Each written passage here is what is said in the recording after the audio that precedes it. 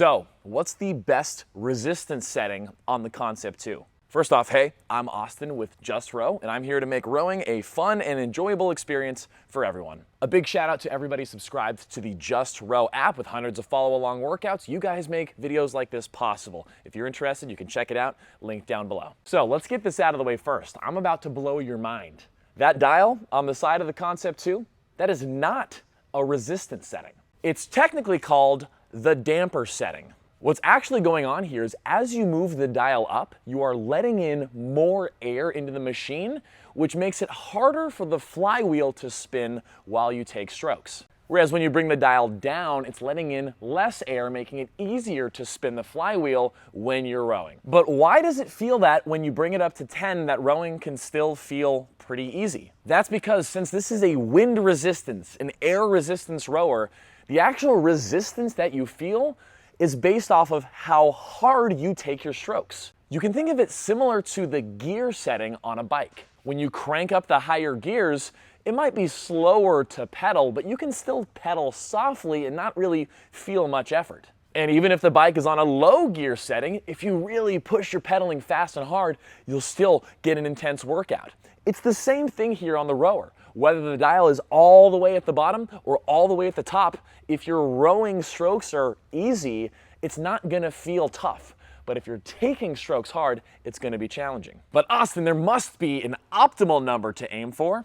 Well, there is. But it actually doesn't have to do with the numbers on the side. In fact, we have to find this specific number in our monitor through what's called the drag factor. Now to get to the drag factor, it's super easy. All we have to do is hit more options and then touch display drag factor. And as you take strokes, a number is gonna pop up, and that is the drag factor. And what the monitor is doing is it's calculating the rate of deceleration, basically the rate at which the flywheel is slowing down to determine your drag factor. When the dial is cranked all the way up and more air gets in, it slows down the flywheel faster, which means the rate is higher, which means the drag factor number is higher. And if you got the dial all the way down where no air is getting in, you take one stroke and that flywheel can spin for a long time. The rate of it slowing down is a lot lower, thus the drag factor is a lower number. Hopefully you're still following along okay. If you have any questions on this, just type them down below. So because it's calculating the rate at which the flywheel is slowing down,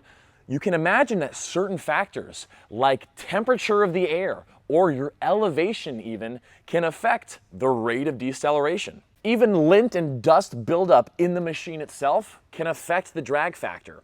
And that's why the actual numbers on the side don't really matter. An older machine that has more wear and tear is probably gonna have to have a higher number on the side to equate to a similar drag factor from a lower number on a brand new rowing machine. Okay, so what drag factor should you actually be aiming for? Well, it does vary person to person, but in general, somewhere between 115 and 130 seems to work well for most people, for most workouts. Now, typically, if you're somebody who is smaller and lighter and tends to keep a higher stroke rate and is more aerobically focused, you'd want to keep it more on the lower end. Whereas if you're a bigger, stronger athlete, more towards that higher end. And if you want to push even above 130, you totally can, maybe for short sprints or heavy, high intensity, low stroke rate rows. But in general, 115 to 130 is where you're gonna wanna be for most workouts. In fact, that range is where most Olympians train at. If they're not training higher than 130, you probably don't need to either. On a brand new Concept2, this drag factor range of 115 to 130 is usually gonna happen where the dial is usually around 3, 4, or 5. And if it's an older rower, it's gonna be more like 5, 6, or 7 probably. So try a drag factor of 115 to 130 on your next rowing workout. And if you're still not really feeling any intensity, it's because you are taking your strokes too lightly, as if you were pedaling lightly on a bike.